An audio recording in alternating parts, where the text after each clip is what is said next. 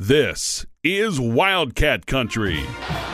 Larson tipped it. Love has it.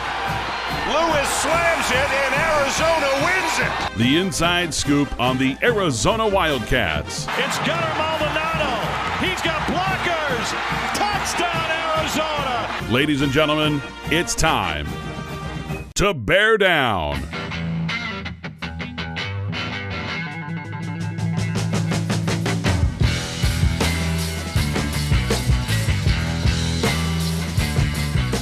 Welcome to another edition of Wildcat Country presented by Harrah's Auction Casino. Eric Cohen and Shane Dale. And Shane, I don't like to admit that I was wrong very often. I mean, clearly, I work in a profession where you've got to be right a lot. I was wrong. And I'm going to, I will own it every single week when Arizona gets a sweep.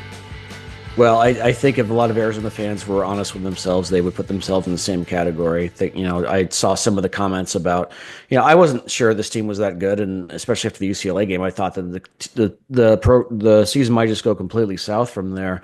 But I still thought, this is a good team. They just need to put it together. And I get comments like, I just don't think they're that good because this and that. So now, did I expect them to start out conference play 5-0? No, even if they had done well in non-conference, I wouldn't have expect them to go 5-0 in the Big 12, and I think what I like about it the most is that they've got some things to work on. Tommy Lloyd has addressed that publicly, which we'll talk about, and so there's still a lot of room for improvement. Even you saw the last 10 minutes against Baylor. Look, they won the game. They beat a top 25 team. That's great, but there's still room for improvement. Tommy Lloyd can legitimately talk about that, and I especially at this point in the season, like when you're not expecting a team to be perfect yet. It's all about timing in college basketball. To be able to win and still know that you need to get better, I think is an ideal situation. And Arizona is in a very ideal situation from that perspective. It is quite the turnaround from what we saw, leaving that arena on, December 14th, where I just said, all right, I'm done with this team. They're going nowhere. They have zero good non-conference wins. If you had told me they would not lose that a month at least, that they wouldn't lose, I'd have said, you're nuts. I mean, on the road at Cincinnati and West Virginia, who, albeit aren't that great, but still beating Baylor soundly at home. Yeah. Not something that I would have predicted. Now, the real test is this weekend when they go to Texas Tech, who's actually a pretty darn good team and likely a tournament team. So we will predict that and more. Ryan Hansen, the color analyst for Arizona Men's Basketball on Radio with Brian Jeffries, will join us later in the program. But it is time for buy or sell. Shane, let's get right to it. Talk about the man of the hour, and that's Henri Veesaar. As predicted.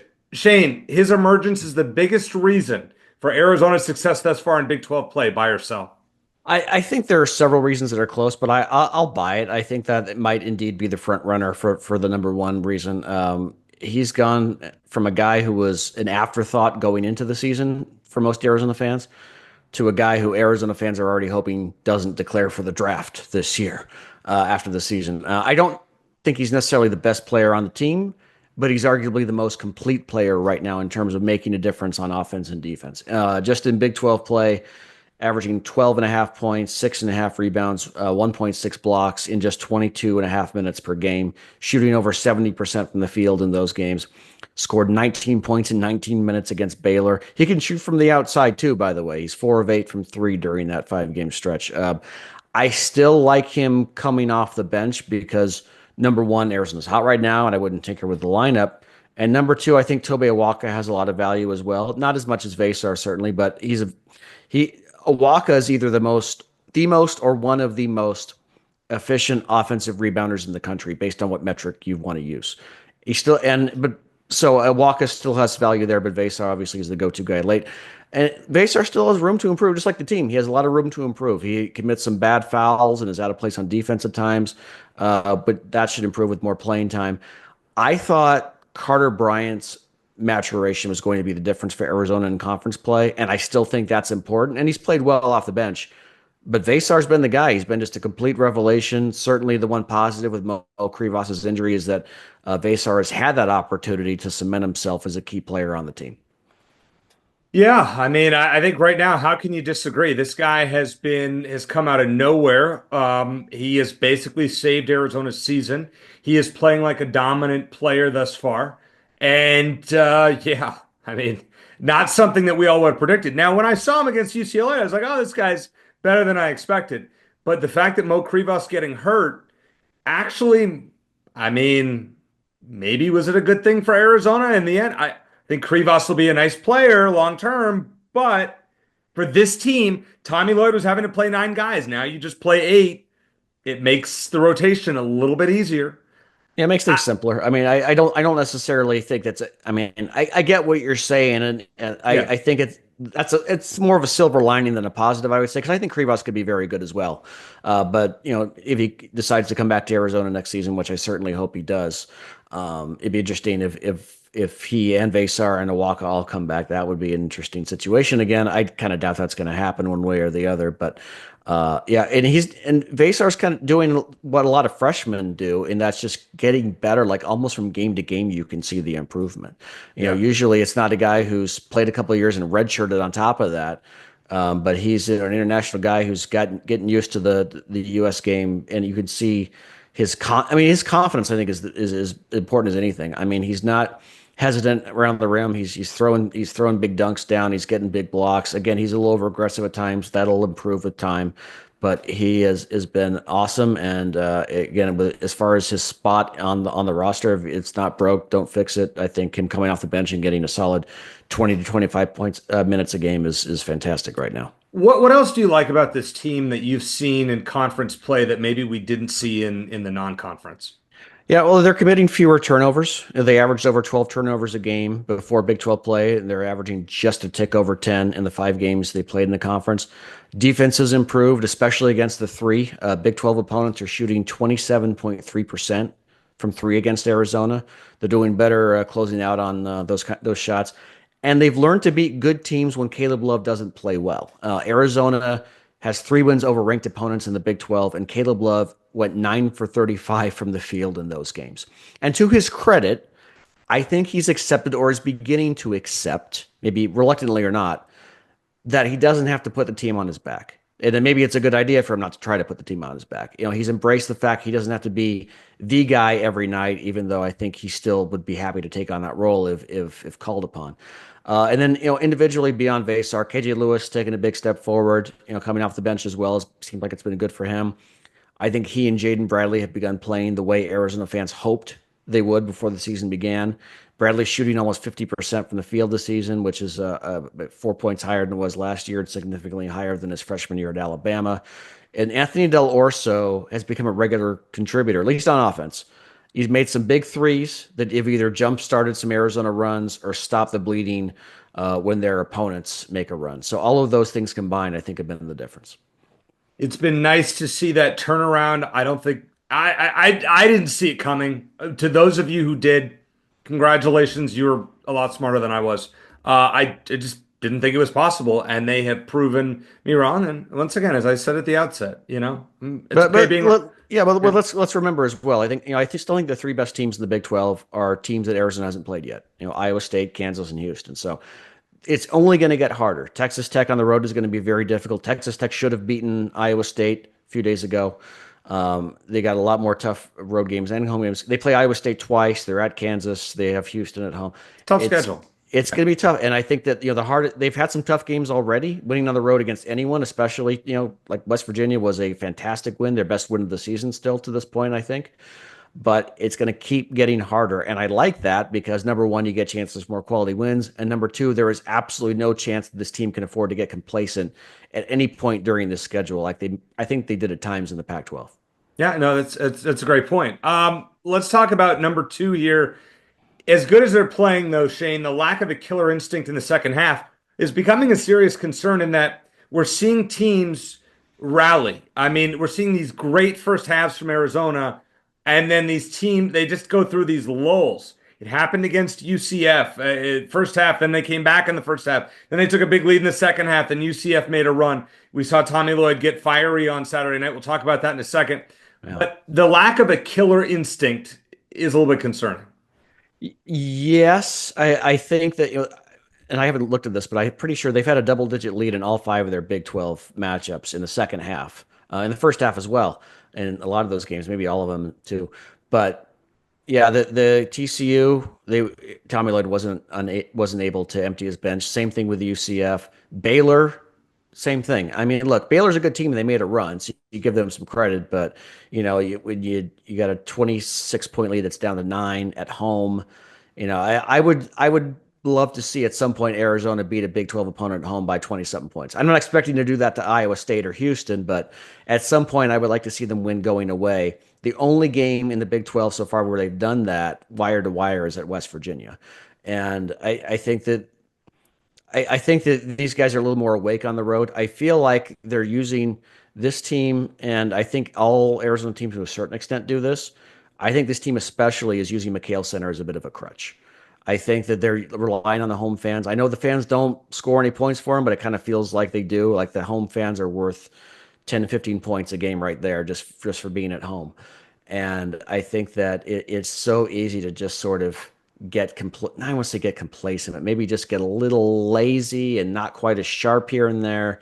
And then all of a sudden it's an 8, 9 point game and you're thinking, oh, we're good. We still got the home fans. But I think that's the thing that Tommy Lloyd is really concerned about. And then of course they've blown leads on the road and on neutral sites as well. It's been well documented, but it's a concern. It's just a matter of whether that's going to happen in the tournament or whether this team just gets bored. But again, no chance to be complacent with this schedule.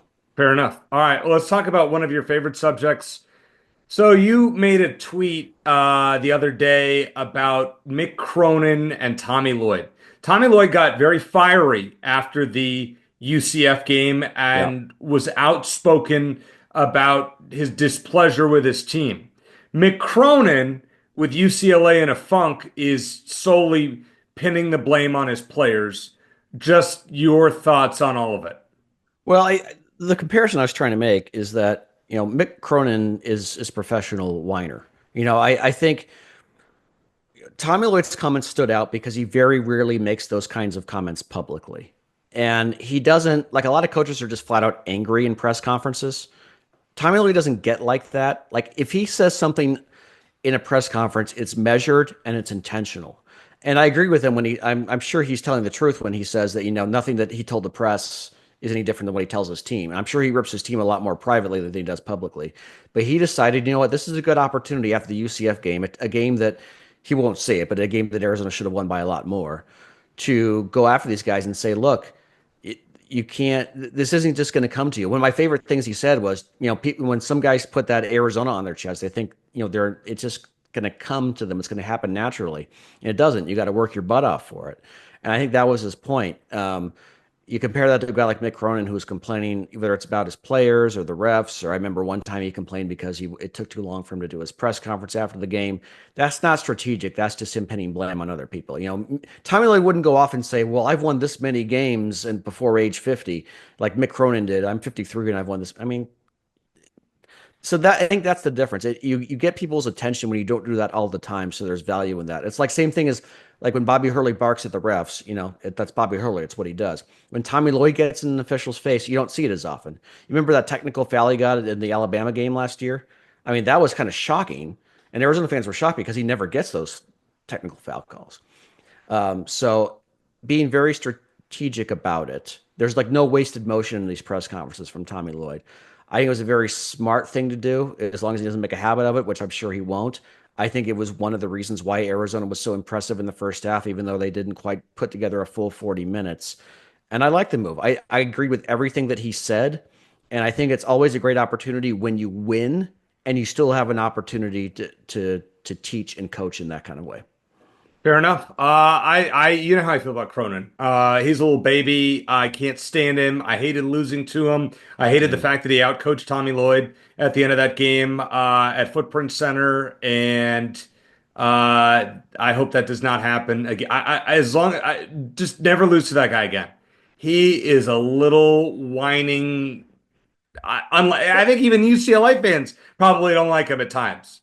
He's just not a very likable coach. Yeah, it's just a matter of you get away with it if you win, right? Yeah. It's like like Bobby Knight back in the day. I mean, I Yeah. wouldn't compare him to he's not half the coach Bobby Knight was, No. but Bobby Knight stayed in Indiana for a long time despite throwing fits and throwing chairs and all every other and getting in players' faces and and all that. Number one, it was kind of a different era, but number two, most importantly, he won basketball games. And if you win, you're fiery and you're motivational, and if you lose, you're a big whiner.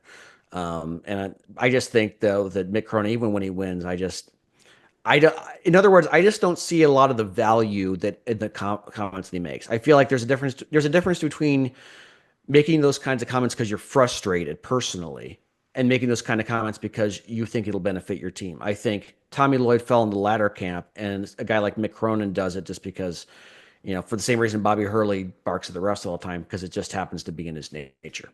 Let's switch to football. How about what Brett Brennan's doing here? So he names Danny Gonzalez the defensive coordinator, and you're like, okay, I mean, it's kind of predicted. Some people like it, some Mhm. people don't. And then he pulls a shocker and hires former Wildcat Joe Salave'a away from the University of Miami. I don't know if Salave'a was going to be brought back on Mario Cristobal's staff or not. Regardless, the fact that Joe Salave'a is back on Arizona's staff and has brought in a fire. And we've seen recruits, already Savea came back. He left for Texas, then came back on the defensive line. I think this is personally, I love it. Your thoughts, buy or sell it. This is pretty Yeah. darn good what he's doing. Yeah. Well, as far as Danny Gonzalez, I think he's a good coach. He can recruit. It's still, because I worked at ABC 15 in Phoenix, and I covered some ASU football, and I covered some Danny Gonzalez press conferences when he was there. It's still funny and kind of strange to see him wear the block A after he was so passionate about the rivalry from the other side of the aisle when he was at ASU. But yeah, I like it. If nothing else, I think having Danny Gonzalez as the defensive coordinator and Dwayne Aquina in a position coaching role is preferable to the other way around. I think just in terms of both way that both guys coach and their their journeys and their coaching lives, I think that's probably a better fit. So I think so. I'm fine with that hire. And then yeah, Salave'a, home run hire. A lot of fans, including us, were talking about him as a possibility as a head coach for Arizona after Kevin Sumlin was fired. He's had like a success at big name programs, including Oregon and Miami.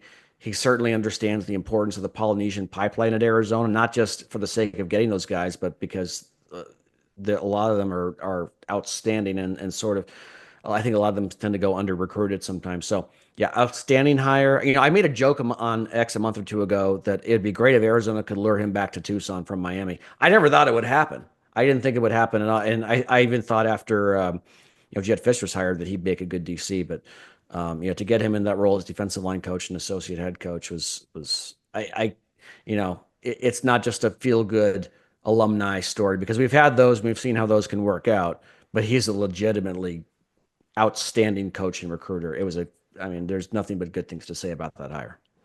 Yeah, I mean, this is a home run. You bring back an alumnus on staff, a passionate guy, and arguably, you got rid of was a coach that was not well liked, from what I had heard behind the scenes. I think his name's Ciamolo on the defensive line. He's gone.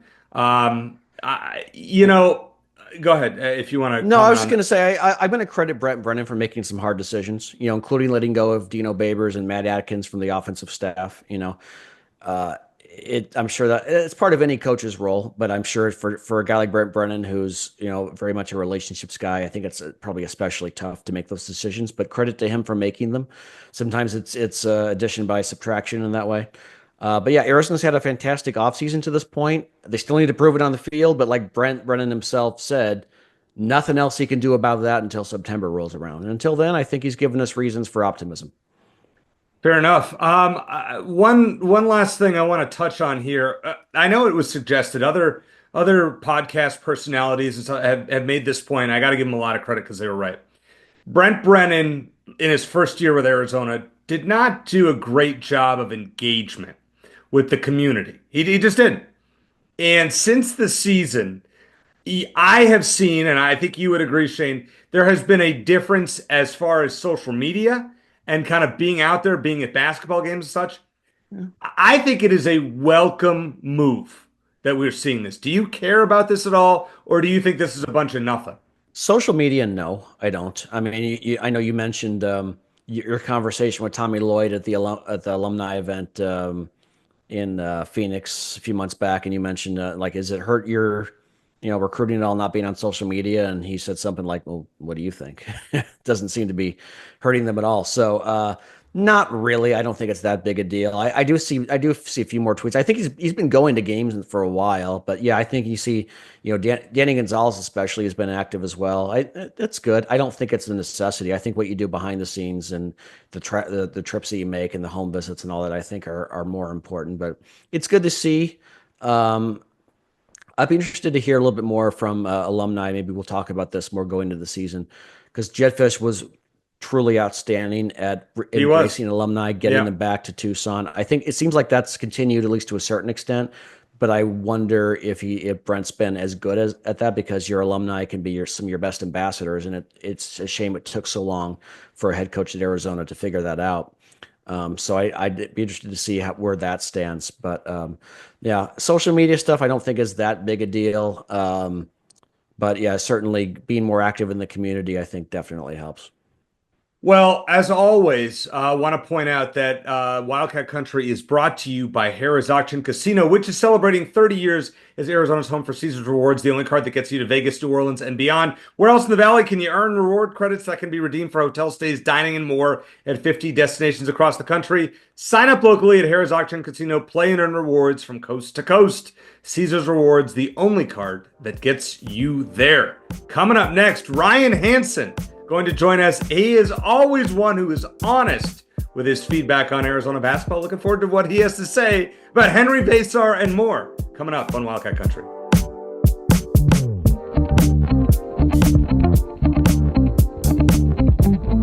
Shane, glad to have on our buddy Ryan Hansen, the voice of the Wildcats, color analyst, Wildcats basketball. And the team, Shane, I wrote him off. You kind of wrote him off. Not as bad as I did. I wrote him off after UCLA. And the last time I saw Ryan in person, I gave him a head knock. Arizona lost. I said, I'm done with this team. They're not going anywhere. Since then, they're undefeated. It's funny how life works. Ryan, glad to have you back on. I think my first question is something I asked Shane earlier in the show. Henry Vassar, where did this come from? I was speaking of players I was writing off Vassar, and now this guy is dominant.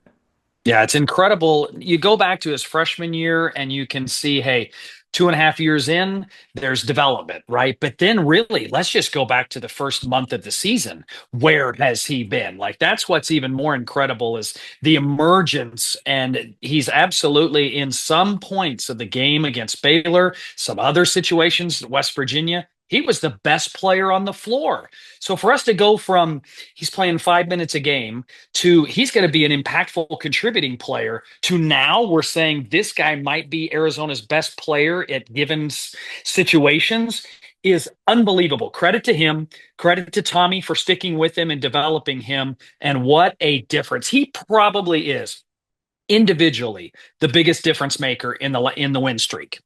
Yeah, no doubt. It's amazing. I think, Mo Krivas' injury is as unfortunate as that was. It sort of paved the way for Henry to get additional minutes and do what he's done. Dare I say it's a Jaden DeLora, Noah Fafita situation? Okay. Dare I throw that? Well, I think Krivas has a chance to be just as good down the road, but I respect the analogy. There's definitely something to it there. Yeah, that's a little unfair to Mo Krivas. It was a little less of a log jam situation, I feel like, with both Krivas and Veesaar coming off the bench and then a walk on top of that. But Ryan, and thanks again for joining us. Let me ask you about Caleb Love, because I mentioned earlier in the show, he is 9 for 35 from the field in Arizona's wins over ranked teams in the Big 12. Mm-hmm. But I do think he's kind of done a good job of maybe more accepting the role that he doesn't have to be the go-to guy any given night. Last year, this felt like Caleb Love's team. This year, is it fair to say that? I mean, it doesn't feel like Caleb Love's team anymore, if that makes sense. Do you understand what I'm saying? I totally understand what you're saying. Are there moments last night when Baylor's on their run and here is Caleb Love jacking up a 30-footer when, oh, by the way, he's 1 of 5 and the one shot he made from the three-point line was a banked in three. Yeah. That's not a heat check moment, but he took a heat check 3. And so is he still Caleb Love? Absolutely. But I agree with you from the perspective of being a good teammate, rebounding. He blocked a shot late in that Baylor game to just kind of put the game away. That to me shows that he's willing to do some of the little things. Do we still have to get through some of the, I'm going to take over the game right now and I'm going to take a bad shot? Do we still have to get through some of the late game press break balls in Caleb's hands? I don't know about you. I don't feel as good as I do when the ball's in Jaden Bradley's hands. That is for sure. So we're still working through it, but I completely agree that the team has almost elevated itself to a point where that's almost the best storyline of this entire situation is, relatively speaking, a middling Caleb Love in those 3 games, and we still win. Yeah. That's maybe the best story of it all. Yeah, yeah. And I don't think that would have been the case last year, as talented as last year's team was. Tommy Lloyd's comments after the UCF game, Ryan. I like them. I think a lot of the fans like them. I think specifically because Tommy doesn't criticize his team publicly very often. And I think it's really notable when he does, unlike a certain, UCLA head coach and some others. What were your initial thoughts about Tommy's comments? And do you think that helped light a fire with the team or under the team in the Baylor game? Yeah, let's start with it's 2025, and this isn't Judd Heathcote style coaching from the early 80s where you can just rip into guys all the time. So coaches are a little, dare I say, white glove service with some players these days, and with NIL and money and transfer portal, how hard can you really get after guys? With that said, Tommy, a player's coach. I mean, the players call him Tommy. Let's start with that. He's not Coach Lloyd. He's Tommy. So that's Lute good. Olson, by the way, Lute Olson never would have allowed that. I know it was yes, sir, Ever. no, sir with Coach O. Right? Yeah. Absolutely. And even with the staff, we didn't call him Lute. We still called him Coach O, right? Yeah. Even from a staff standpoint. So I think your point, though, is that we're seeing maybe Tommy Lloyd's maturation as a head coach and finding his spots, being a coach that keeps guys accountable. And if you're not able to get them to be accountable, maybe in practice as much as you want, what levers do you push? I don't mind it. I think it's a slippery slope. If, as you said, if every press conference becomes the airing of grievances of your head coach, now we've got a problem. Families don't like that. Players don't like that. But if the message in the locker room is this, and you're not rebounding the ball, or you're not taking care of the ball down the stretch, I'm after you, and then you say it in the press conference, and those two things align, and you don't do it after every game, pick your spots. It was the perfect timing. He needed to do it. And boy, did Arizona respond in the first half against Baylor. I think part of their start to that game, to me, was a byproduct of Tommy Lloyd's press conference and kind of getting them focused. So Ryan, Shane and I talked about right before the new year. I said, all right, what is it going to take for Arizona to make the tournament? Because they had no good non-conference wins. So they've won 5 in a row in conference, tied with Iowa State at the top of the conference, and I assume Houston will be right up there. I don't think Houston's lost yet. What does Arizona need to do the rest of the way? I think they have 15 games left in conference before the Big 12 tournament. How many of those do they need to win for you to feel like, don't need to worry about the bubble, we're good, we're going to get at least a 7-8 seed at the worst? I mean, I think if you have 12 losses or more, you're on the bubble. Just that magic number, like 12 losses, that's a lot, right? So of the remaining games, they would have potentially 7 losses if you looked at it that way. So, but I feel, what are we, 5-0, 15 to go. If we go 8-7, that I'll be disappointed, right? That would be disappointing. So I think for us to have a reasonable, good feeling on Selection Sunday, meaning what you're saying, hey, are we a 7? Could we crack in to be maybe a 6? If we're in that situation, I really think they can only lose maybe 3 or 4 to be in that situation. And it's got to be the right 3 or 4 to a certain degree. If you lose at Iowa State, no one's going to be upset. If you lose at Fog Allen on senior day, the selection committee is going to wipe that away. If you lose in the Big 12 tournament to pretty much anybody other than Oklahoma State or BYU or Utah, you're probably that's going to be an okay loss, right? So it's interesting you talked about, and let me just dial back 1 second, where you said, gosh, no non-conference good wins. Boy, it's almost really good that we're in the Big 12. As hard as it is, there are quad 1 wins to be had. We're 5 games in, and we already have 3 quad 1 wins in 5 games. So there's more opportunities for that, remedying the non-conference, lackluster performance. No, that's a great point. And Shane, you've talked about that plenty, about the the fact that if we were in the Pac-12 right now, Oof. it's over, Yeah. right? And that plus no chance to get complacent either. I mean, almost Right. every single game is a test. You can't take nights off. You can't even take a half off, as we've learned, as this team has learned, and will hopefully not have to continue learning in the Big 12. That you don't get any gimmies in this conference, which I love, especially going into March. And If I you pull love no, as a sorry. fan for sure. No, go ahead, Eric. If you pull no punches, and I wanna talk about a lineup that Tommy will sometimes do that drives me absolutely Mhm. crazy. When Tommy puts out Del Orso and Conrad Martinez on the floor at the same time, two guys that basically can't defend. We saw it against UCLA where he put it out there in the first half. They went on a 10-2 run before he called timeout. Did it in the second half during that whole run of death towards the end of the game. Do you like Tommy's substitution patterns to me have been more frustrating this season as a fan than ever before? Do you notice that from a broadcasting standpoint? Do you notice that he's tinkering a little too much, getting a little too cute with things, or no? I'll say for the first 2 months of the season, this year was the most challenging for Tommy in regards of what is the role? What is Tobe? What are we going to get out of Tobe Awaka? Can he be X? Is Trey Townsend going to translate? Is Anthony Del Orso going to be able to do what he normally does and not handle the ball as much as he did at Campbell? So I think there was more unknowns in regards to the rotation and what you were going to get from each individual player than in seasons past. Keyshawn Johnson was a plug and play. He knew what the role was. We knew who he was and believed he could do it. And it was plug and play with his transfer. Courtney Ramey, let's go back a year. You knew shooting guard, two guard, come in. You knew what you were going to get. When Tommy started here, you kind of had the roles defined at that point. This year, he didn't have those roles defined. He didn't have the rotations defined.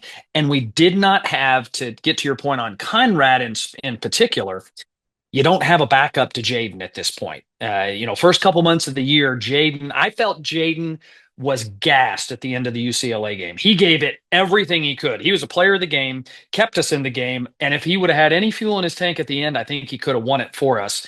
But he never came out. And you couldn't have him come out because of the glaring situation that you pointed out. So I think Tommy has started to figure out, and one byproduct of KJ Lewis coming off the bench is it affords you a couple of minutes to slide KJ to the point. And if he's starting, then your rotations are all messed up. Off the bench, he can come in, you rotate some guys out, Jaden jumps out and comes back in. I mean, Jaden played 18 out of the 20 minutes in the first half, but that little breather, you need that. But I will say, some of the tinkering, you and I look at it, and I know Tommy's searching, and I think he sees Del Orso, and he's like, man, the upside on the offensive end. Can we live with some of the defensive challenges? Because think about this, guys. Tommy's first 3 years, you made a mistake on the defense, out. Hook. He wouldn't play you. Philip Borovichinen never got time. Is Paulius Morauskas scoring this year? Is he kind of putting up some points this year at St. Mary's? Absolutely. Was he ready last year? Maybe not. But he never got a chance because he couldn't defend his position. So I want to give Tommy maybe a little credit for, hey, I've got to try. I've got to see what I have. You and I both know some of those were maddening points of the game where we felt like, okay, you can try, but not now. Or give Conrad a chance to play, but not with some of the teammates that he's with. I think that's what you're getting to. Like, okay, give Conrad a chance because we need that. But some of those rotations, Tommy's tinkering a little bit. And I do think sometimes he tries too hard to get to the objective, and it messes up the flow or the rhythm of the team. Yeah, regarding the rotation, Ryan, Eric and I have talked about, is this the right starting five? And I mean, my whole thing is, as long as you keep winning, go with it. But I think, KJ Lewis, I would say, is one of the five best players on the team. Henri Veesaar is right now as well. Clearly. They're coming off the bench, and then Carter Bryant's probably not too far behind. Would you stand pat on the lineup as it is? I like it because of a lot of reasons. I mentioned the KJ Lewis opportunity to be your backup point guard in points, so I think that does help there. I like that Henri Veesaar isn't picking up the obligatory first foul of the game that they're going to call on a postman reaching in the low block or over the back or a moving screen. Would you and I rather have Tobe Awaka absorb that foul or Henry? I think we know the answer to that. So I'm okay with that. I also think, you start your best five. that next group that comes in and who they have to replace may not be uh, that little drop off that you're looking for. It might be a big drop off. So we start the game great against Baylor. Next group comes in, boom, now we got a 20-point lead. Other games, you start the game not so great with your best unit. It's just not your night. Caleb may be shooting too much. The next group comes in, ooh, they may not be ready to get you back in the game. So there's lots of different ways to look at it. For me, you guys watch this enough. You want to know who's getting the most minutes at the right time. And I think starting to me is overblown. It's who's finishing. That's a cliche, but it's true. As long as the right guys are getting the right minutes, I could really care less. And if it gives Carter Bryant a little bit of calmness to come off the bench, which I think he needed, I think he's grown and matured. I think he was a little bit, I don't want to say scared, but I think he was timid. And then when he was starting in the Bahamas, it was like, oh my gosh, I'm starting. Like it was a little bit too much for him at that point. I think he's content. Henry seems content. So if the chemistry's good, oh, by the way, you keep winning, like you said, I think you keep rolling with it. Yeah, I would agree with you. And Tommy's, even in year one, there were times late in games where both Matherin and Tubelis would be on the bench, and it worked. So he's very good at those late game situations as well. Let me ask you about the pecking order in the Big 12, Ryan, because Iowa State just finished beating Kansas pretty soundly. I think they're the best team in the conference. Yeah. Not a big statement there. I think Kansas and Houston, which is about to beat West Virginia as of this recording, are right behind. And then after that, I think there's a lot of contenders for probably that fourth spot. I think Arizona is probably at the top of the list right now. How would you rank the top 4 or 5 teams or even 6 teams in this conference? I mean, I definitely don't think it's a stretch to go with your rankings. I think Iowa State is maybe one of the best teams in the country. They might be 1-2 in the country, depending on the night. And at Hilton, at their home facility, they might be the best team in the country that night for sure. I do think Houston is better than Kansas. I just think rugged defensively. I think we've seen Kansas be a little vulnerable at some points this year that I wasn't expecting out of them. But I say that meaning they're a 3 instead of the 2 in the Big 12. And I think Arizona is creeped into the conversation to be in that 4, 5, 6 grouping. I need to see more, right? I don't want to be a prisoner of the moment and take the last 7 games. Arizona has solved all of its problems. They're not going to turn it over. They're going to continue to shoot 50% from the field in a big game like they did against Baylor.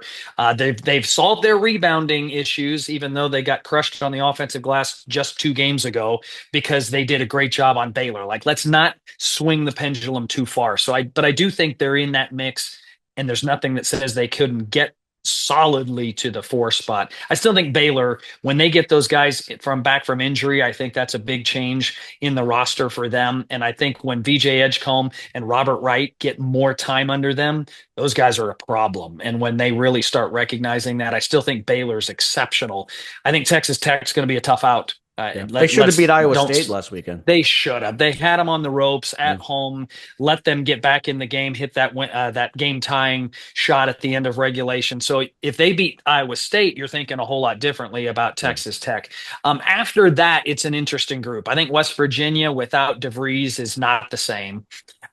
I still think they're pretty good. I think Cincinnati's slipped, obviously, from when we saw them. They're not great. I think ASU, Kansas State, Colorado. It's interesting. This league's tough, but there's a few teams that are starting to kind of wane a little bit. And you wonder, I mean, I got to say, how good is Colorado at this point? I don't know. I just, they beat UConn for crying out loud. And so you think of that big win since then, if they beat anybody worth anything? I don't think so. So I think there almost is maybe a drop off there after that. Now who's to say though, Arizona goes to BYU and it's the Marriott Center and that place is rocking.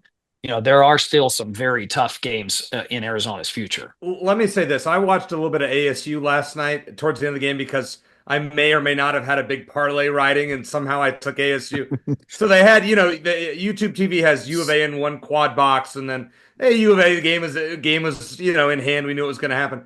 ASU plays no defense. I have never seen a team that play, and every one of Bobby Hurley's teams, Ryan, so undisciplined. And it's like, I don't even know how frustrated I would be as a fan if I had to watch this every year where you have the talent and these guys just play recklessly.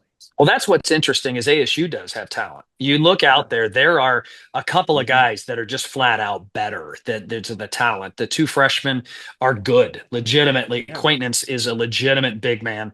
I think BJ Freeman can fill it up with just about anybody in the conference. And But Sanon's they been hurt are, as well. yeah, and he's been hurt, so that didn't help them in some of those games that were relatively close. Uh, they still feel reckless. They still feel like they don't know a good shot from a bad shot. It's my shot.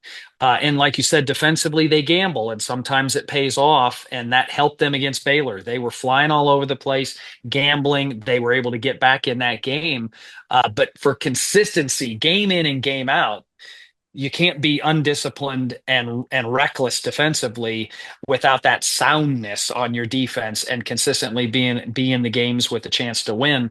But boy, they're talented, and so that makes them dangerous when Arizona meets them in less than a month here for first game of February. Right, right. Well, Bobby Hurley basketball, for better or worse. Let me ask you my last question. Let me ask you a football one, Ryan. 'Cause we All talked some right. football last time, and I know you've followed that team longer than probably either of us has. Thoughts on just the offseason in general? They've done well in the transfer portal. Bringing back Joe Salave'a was a home run, or I guess I'm mixing up my sports metaphors, but still, it was very, very good hire. Seth Daggy coming in as offensive coordinator. Your overall thoughts on the offseason for the football team? Changes had to be made. We all agreed with that. But Mhm. what was going to be made? And I will say that I think Brent Brennan, to steal a phrase from previous off seasons, is so far winning the off season. I think he got some key transfer portal guys to stay. Noah Fafita, let's start there. But defensively, getting Genesis Smith to stay. There's a few others just that help anchor your defense. But the big wins for me were the three coaches that you named. I think Seth Daggy, I really have a lot of hope and promise in what he can do if Brent unleashes him and lets him do his thing. Innovative, creative. I think he's going to connect with Noah, at least based on what you hear, that he's a player's coach. He connects with guys. I could not be more happy with the Joe Salave'a hire, but I will say this. The reason I'm happy is not just because he's a U of A guy. I think we have to caution ourselves. Those alumni hires are not home runs. They're not automatic. In fact, more often than not, they're the bad hire. They're the Well, we saw wrong that. We hire, saw that on the right? offensive side of the ball last year. Sure. So yeah. You did, right? You bring back the old faithful, and it's like, wait a minute, that's not the right hire. No. The difference here is Joe Salave'a is proven. Mm-hmm. He's proven at a high level at Oregon, at Miami, at the NFL, and he brings that Polynesian spirit back. Keeps it going. Not that we lost it, but he keeps that going. I think that was a great, great move for Coach Brennan. And so the moves in the offseason, I'm happy. I think Danny Gonzalez's experience will help us on that D coordinator role. I think he's going to do a great job with that. So I do think that there's an kind of an upside to the football season that's coming. Granted, the three of us chickens sitting here, fan deluxe, three guys, the bar was pretty low after the season. My expectations started pretty low, unfortunately. Unlike last, off season where they were sky high after the Brennan hire, and that was one of the greatest parts of last year's basketball season was the football team coming back during the Yeah. UCLA We timeout. mentioned was that at incredible. our favorite moments of 2024, and I mentioned this Right? that game just. I mean, they came back and won that game. The basketball team did, but then the football team going on the court, the U of A chants. I mean, it was just like a big family feel in that arena. I wasn't there, but it just even watching it on TV was amazing. Yeah, but all in all, you don't win games in January in college football, but you can definitely lose them if you have bad coaching hires and tons of losses in the transfer portal and you're not replacing them. But it appears so far, I would give Brent Brennan, if I was grading the offseason thus far, I'd be at a B plus maybe.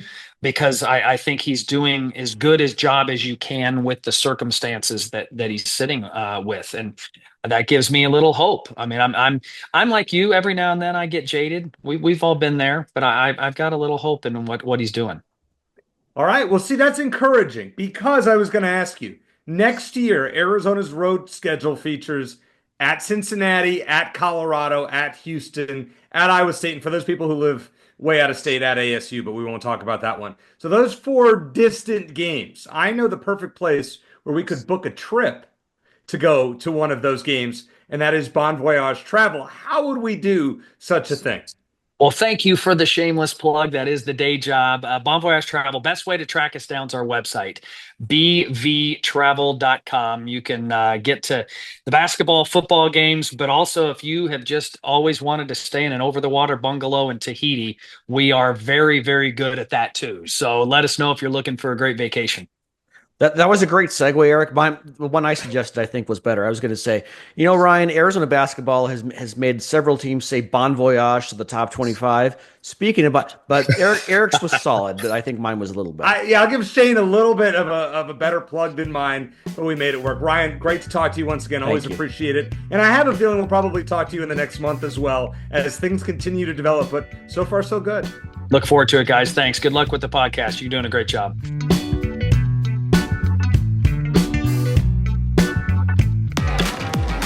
Discover more Play for All at Harrah's Auction Casino. Hi, folks. Here are your drinks. Where having fun means racking up reward credits with the Caesars Rewards loyalty program that can be redeemed for food, free play, hotel stays, and more.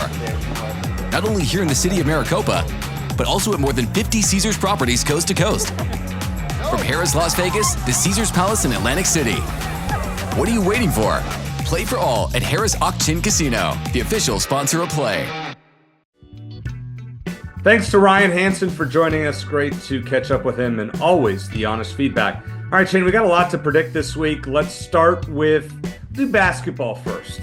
Both of us hit last night on Baylor, on Arizona over Baylor. So well, I'm still not against the spread. I think I was 0 for 2 against the spread, though. Oh yeah, that's right. We were right. We were both. You were 0 for 2 against the spread. I was 1 for 2 against the spread. Yeah, we had Arizona. We both had Arizona winning both, but I think I had them covering against UCF and not covering against Baylor. You know what? Toward the end of the game against Baylor, I was starting to think that maybe I would get that. I would get that one, unfortunately, but they held on. You had Arizona by 3, I had Arizona by 4. You're still beating me by a couple in the standings. Let's add a few wrinkles into it. Give me a Big 12 road win for a point. Just one team, one Big 12 team winning on the road that is not Arizona. I'm going to hedge a little bit and say if Joe Salave'a plays for ASU, I'm going to take ASU over Cincinnati. Oh, really? Just because Cincinnati is playing awful right now, and it's more about them. And ASU is a talented team. They're not, like we talked about with Ryan, maybe not a great, an especially well-coached team. But I'll take them. If he does not play, I will take Colorado at Oklahoma State. Neither team is good. Oklahoma State's worse. I'll take Colorado on the road. Okay. Got it. I'm just making a note to myself. All right. So I'm going to take BYU at Utah.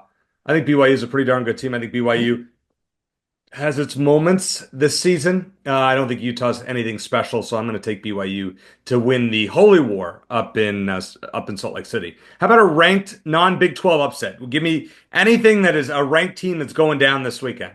Yeah, I'm going to take USC over number 24 Wisconsin. USC knocked off Illinois by double digits on the road. Although Kylan Boswell had a great game the other night, but that was a big upset. And USC beat Iowa at home after that on Tuesday. So there's my non-Big 12 upset. I'm going to take USC. Not a big one, I don't think, but I'll take USC over at home against Wisconsin. Okay, I like that pick. I was going to go with it. I'm going to give you a good one here. Number 6 Tennessee. Going to lose at unranked Vanderbilt. How about that? Okay. Vanderbilt over Tennessee. So I'm gonna take a shot there. I just think that Vandy only has 3 losses. They've really bounced back this year and been pretty decent. And Tennessee, I just can't get that taste of watching them get slaughtered by Florida. Yeah. I just can't, and scoring less than 50 points. I can't get past that. Well, we know Vanderbilt's a football school now, but no, that's not a bad pick either. I mean, that's something like that. All right, let's talk a little Arizona basketball at Texas Tech on Saturday. Shane, what do you see? Yeah, Tech is one of the better defenses in the country, and again, it wasn't on full display against Iowa State, but it's a game that they kind of blew toward the end. They built up their lead in overtime as well. But they're a good team, very good, especially at home. Number 12 overall in Ken Palm adjusted defense. They don't turn the ball over much. I think they're 4th in Big 12 in turnovers per game, fewest turnovers per game. But I like Arizona to find a way to win because of just how they're playing right now. Have they played on the road so far in the Big 12?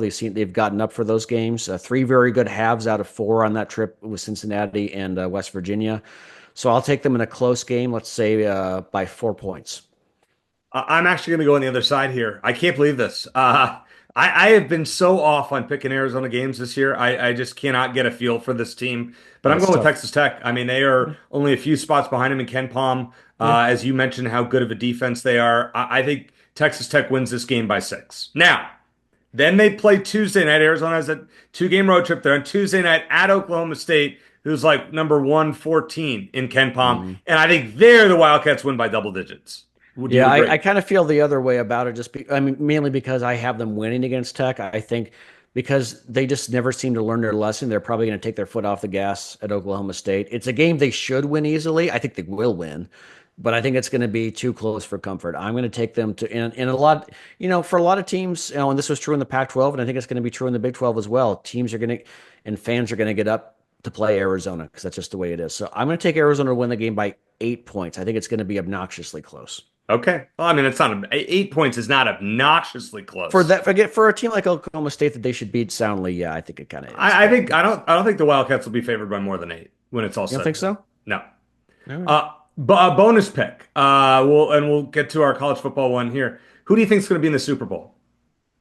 I've got boring one. I got Chief. Well, maybe kind of an unpredictable one. I've got Chiefs Rams. I think the Rams are the best team. I think they're the best team in the NFC right now. Yeah, they're playing. They don't have the best record, but I think they're playing the best. I remember the Cardinals beat them soundly early in the year, but that's not the same team at all. They're rolling. They beat the Bills. They beat the Lions. Did they beat the Lions early in the year? And they beat. They did not. They lost by 6 in overtime. That was that was a great game. Great game. Great game. Close game against the Lions. They beat they lost to the Bills too. The Rams beat the Bills. Lions. You're getting me confused. Yeah, the Rams beat the Bills. And they're rolling right now. They beat the Vikings soundly. I think they get the upset this weekend in Philadelphia, and then they go on to win the Super Bowl. But I think the Chiefs are inevitable. I don't want to get too much in the weeds with this, but the calls that they get sometimes, it just feels that way. Plus, I mean, their defense is legitimately good. I mean, you have Patrick Mahomes on one side and the defense on the other side. They've won a lot of close games this year, but I feel like that's more just kind of out of boredom. They want to get back to the Super Bowl. I think they'll turn it on when they have to. So, Chiefs over Rams. Chiefs over Rams. I am going to stick with the pick that I made at the start of the year, and I'm going Ravens over Eagles. I stuck with it. An all-bird bowl. An all-bird bowl. The Eagles beat them in Baltimore during the regular season. I think the Ravens get revenge. But I'm big on I'm big on the Eagles this week, and I think they're the best team in the NFC. And I think they put the smackdown on the Rams. Even though I saw the Rams in person on Monday night in Glendale, I don't think the Rams are gonna any match for that top Eagles defense. We'll see. And by the way, my family, my dad's side of the family, they're all from Western New York, so they're all huge Buffalo Bills fans. I would love to see them. Like my sister has been, I complain about being an Arizona sports fan, but my sister has been a lifelong Bills fan. So sure, take what I've dealt with and multiply it by 10. Would love to see the Bills get over the hump, but it's just seems to always be one thing or another. But plus, I mean, the Bills are going to probably have to beat the Ravens and the Chiefs back to back, and that's a tall order. So. We shall see. Just wanted to get that in there, but let's make a pick on college football. I'm up 7 on you this year. You got both of them right. In the semifinals, I got one of them right as far as against the spread. I want a score prediction. Ohio State 7.5-point favorites against Notre Dame. What do you got? I mean, I love to be a contrarian. I picked the Rams to go to the Super Bowl just now, but it's hard to go against Ohio State right now, isn't it? Again, I think the Rose Bowl was probably the de facto championship game. I actually thought the Buckeyes might fade after losing at home to Michigan. I actually picked Tennessee to beat Ohio State, so that's how far off I was, but they proved me completely wrong. They've soundly defeated 3 very good teams in a row. Number 1 in the country in total defense. Number 3 against the run, which is Notre Dame's strength. Notre Dame averages over 210 rushing yards per game. Ohio State's giving up just 80 a game. As long as Ohio State takes care of the ball, because Notre Dame is very good at getting takeaways.